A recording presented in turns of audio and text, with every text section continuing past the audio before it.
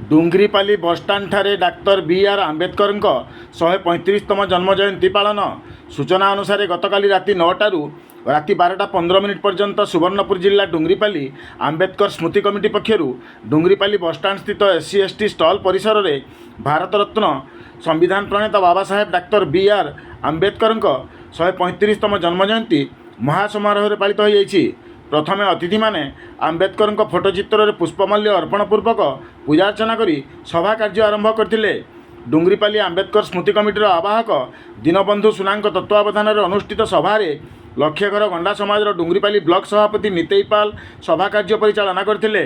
एथिरे मुख्य अतिथि भाव डुंगरीपाली थाना एएसआई प्रेमराज साहू जोग देथिबा बेले सम्मानित अतिथि भाव विप्रचरण साहू, कंदर्प साहू, बद्रीनाथ पांड्या, हेमंत विश्वाल, वीरेंद्र दंडसेना, विवेका त्रिपाठी, विभुदत्त विश्वाल, प्रकाश कुमार प्रमुख जोग दे भारतीय संविधान प्रस्तुति में आंबेडकर अवदान और आभिमुख्य को नहीं अतिथिगण आलोचना करने सह तांको जीवनी और विचारधारा उपर स्मृतिचारण करथिले। मुख्य वक्ता भाव में किशोर मेहर जोग देथिले।